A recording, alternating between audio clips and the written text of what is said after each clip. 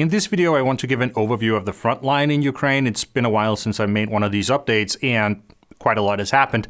So I'm going to try to maintain the big focus and sort of show the big picture of what's going on, because every day there are little things happening here and there. The Russians attacking here, the Ukrainians are counterattacking here, and it can be hard to maintain the big perspective when you follow these things, and it can be hard to get a feeling of how are things actually going. So I will try to paint the big picture and explain what the two sides are trying to achieve on the front line and what the big trends are. So let's talk about it.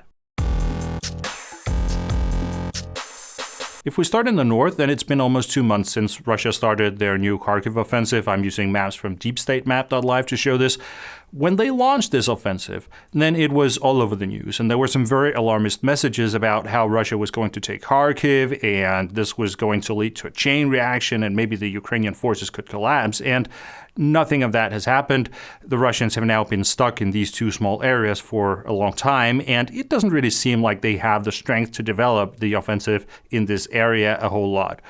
There have been some suggestions that the Russians are preparing to make similar attacks in other places on the front line further west, and that maybe this can stretch out the Ukrainian defenses, or it can contribute to building a kind of buffer zone along the whole border. But so far, we have not seen that materialize. There have been some small attacks across the border, but nothing that can really be characterized as an attempt to getting a real foothold. The Western decision to allow Ukraine to use Western weapons to hit on the Russian side of the border has significantly complicated the operations for the Russians in this area. So I will say that presently, it does not look like Russia has the forces to really develop the offensive that they have started in the Kharkiv region, and also that Ukraine now has the means to preemptively hit the Russian forces if they start to build up forces on the Russian side of the border for another big push. The big discussion right now is whether the Ukrainians have the strength to make a counteroffensive in these small areas that the Russians have occupied, and if they can maybe push the Russians back out again. It's perhaps not militarily the most important task for the Ukrainian military, but I think that politically it's something that they are going to prioritize, because it's a way that the Ukrainians can demonstrate visible progress. The big picture at the moment in the war is that Ukraine is on the defensive, and that is a hard position to be in politically, because the Ukrainians still have to persuade their partners that they can win the war if they get enough resources, and that the Russians are not unbeatable, so it's not a hopeless fight. So these two areas in the Kharkiv region, they actually provide a pretty good opportunity for the Ukrainians to show a symbolic victory, where they can really demonstrate offensive success in a year where otherwise they will mostly be fighting a defensive fight. And because of the nature of defensive operation, that means that they're going to be losing territory in other regions. So it's useful for them to be able to show off an area where they have actually gained territory. If we move on to the eastern part of the front line, then it's an area where the Russian main effort is taking place. The most important goal for the Russian military is to take the entirety of the Luhansk and the Donetsk regions, and they are investing a lot of resources in trying to make that happen. And the Russians are making progress in these areas. It is it's a grinding battle. It's taking place along most of the front line. So there are many places where we see small offensives with relatively small military units. One of the big battles that are taking place right now is the battle for Chasiv Yar. The Russians have been trying to take the city for a long time, and the Ukrainians are defending it quite well. It's an important city because it's located on the hills, and if the Russians can take this city, then that can open the path for the Russians to attack some important cities that are located in the valley behind Chasiv Yar. So that's, for example, the city of Konstantinivka. It's a very slow and hard battle for Chasiv Yar that we are witnessing. There is a canal running through the city, and right now the Russians have taken more or less the part of the city that is on the eastern side of that canal. But the biggest part of the city is on the western side of the canal, and it's still under Ukrainian control. So this battle will probably continue for a while. Another important battle is taking place a little further south. Here, the Russians are actually right now trying to take a city that is called New York. Apparently, some Americans emigrated to this area about 100 years ago in the early days of the Soviet Union, and they founded this city and they called it New York. This area is interesting because there is a part of the front line that hasn't changed since Russia launched the full-scale invasion in 2022. And it is actually the last place where we still have the same front line as after the war in 2014-2015.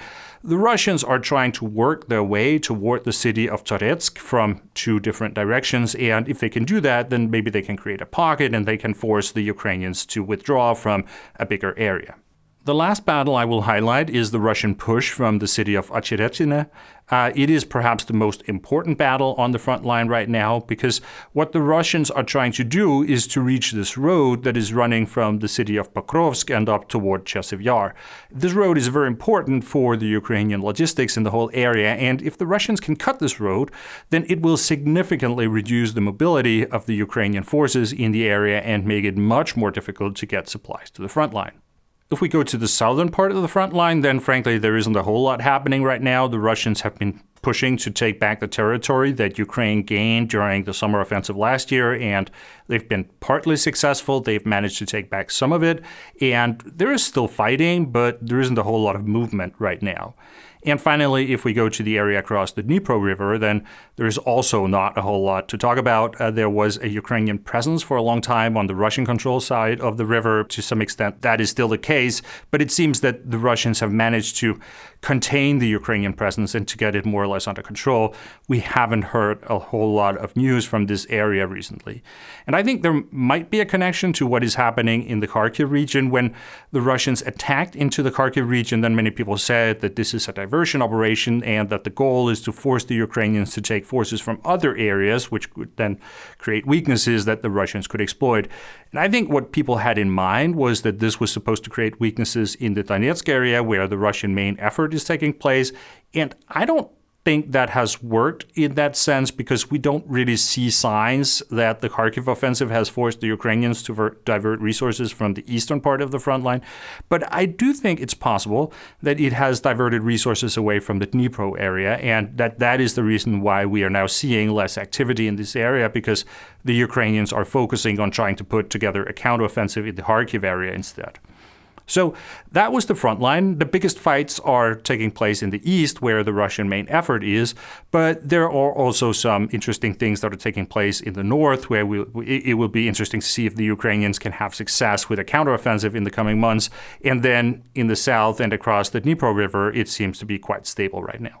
Finally, I also need to mention the long-range strikes that are taking place. There is an important strategic air campaign that is going on from both sides. So behind the front lines, we see deep strikes with both missiles and long-range drones. The Russians are going really hard after the Ukrainian energy infrastructure, and the Ukrainians are focusing on Russian oil production facilities. But in addition to that, there's also a long-range battle that is taking place that is connected to the fact that pretty soon Ukraine will get F-16 fighter jets. So the Russians are trying to hit whatever they can of Ukrainian air bases because they can be used to operate F-16s. And the Ukrainians on their side, they're trying to hit all the Russian air defense systems that they can find so that once F-16s arrive, then they will be able to operate more freely. So the big picture is that we still have the Russians on the offensives, and it's this kind of slow and grinding way of fighting where they're gradually trying to push the Ukrainians back in the Donbas area. And it's actually a little hard to say who's winning at the moment because I think that both sides have a feeling that things are going pretty well for them. On the Russian side, they look at the battlefield and they see that they're actually making progress. They are taking territory in Donetsk, which is the most important task for them. But on the Ukrainian side, their strategy for 2024 is to be on the defensive and to focus on causing attrition on the Russian forces. So the Ukrainians are expecting to lose territory in this phase, and they do that in exchange for high casualty numbers on the Russian side. And I think the Ukrainians are actually quite happy about the casualties that they are inflicting on the Russians, both in terms of manpower and in terms of equipment that they destroy. So the politicians in both Russia and in Ukraine will look at what's happening on the battlefield and they will think that, well, it's going pretty well. It's more or less according to the plan. And I think we should expect this to continue, this overall picture in the coming months. The Russians will continue to push and the Ukrainians will try to benefit from that willingness that the Russians have to keep attacking.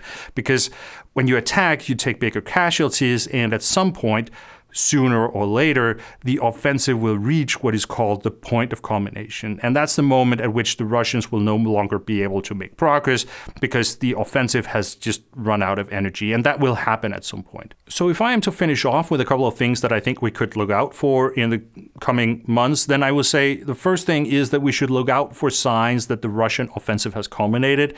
And it may be that they can continue this grinding kind of offensive and take a lot of territory before eventually things will slow down when the bad weather comes in the fall. But it might also be that they culminate before that and that suddenly they stop making any progress at all. And the other thing I would say that it will be really interesting to look out for is, of course, F-16s. And it's really hard to predict how big a difference it will make that Ukraine will get more modern fighter jets and how well they will be able to use them. But I think the effect that Ukraine is hoping to get with F-16s is to intercept the Russian jets that are coming in to throw glide bombs on the Ukrainian forces. So glide bombs are really big bombs that have been equipped with some wings, and then they're dropped from a Russian jet, and they can glide for maybe 60, 70, 80 kilometers, and then they can hit a target fairly precisely. And these bombs are currently a huge problem for the Ukrainian forces on the front line.